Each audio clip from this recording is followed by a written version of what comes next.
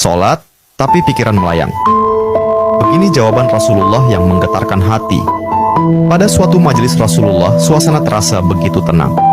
Para sahabat duduk melingkar menyimak setiap perkataan beliau dengan penuh perhatian. Namun, di antara mereka, ada seorang sahabat yang tampak gelisah. Jemarinya saling menggenggam, matanya menunduk, dan napasnya terasa berat. Setelah beberapa saat ragu, ia akhirnya mengangkat wajah dan berkata dengan suara lirih, "Wahai Rasulullah, aku ingin bertanya, tetapi aku khawatir pertanyaanku ini akan membuatku semakin malu di hadapan Allah." Rasulullah pun tersenyum lembut, menatapnya penuh kasih sayang.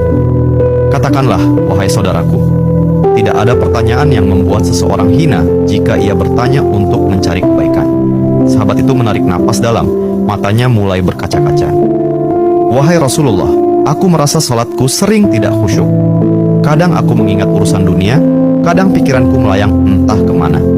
Aku takut salatku tidak diterima oleh Allah. Apakah dengan salat seperti itu, aku tetap mendapatkan pahala?" Suasana majelis seketika menjadi hening. Para sahabat lainnya ikut menunduk, merasakan kegelisahan yang sama. Mereka tahu betapa beratnya pertanyaan itu.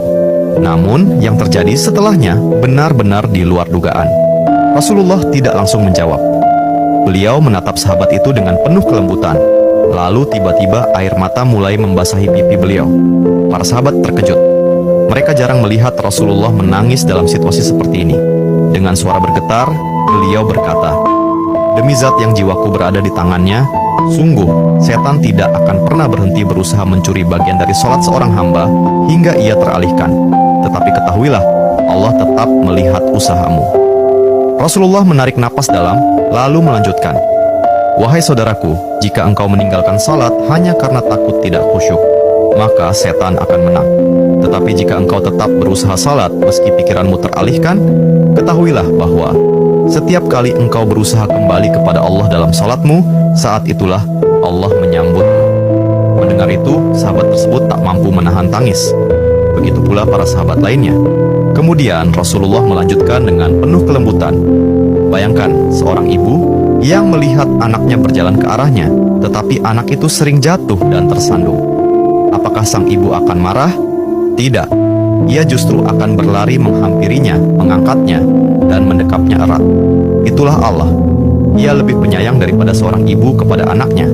Selama engkau terus kembali, Allah akan selalu menerimamu." Air mata mengalir di pipi sahabat itu. Kata-kata Rasulullah begitu menusuk hatinya. Sejak hari itu, ia tidak lagi putus asa dalam sholatnya. Ia tetap berusaha khusyuk, dan setiap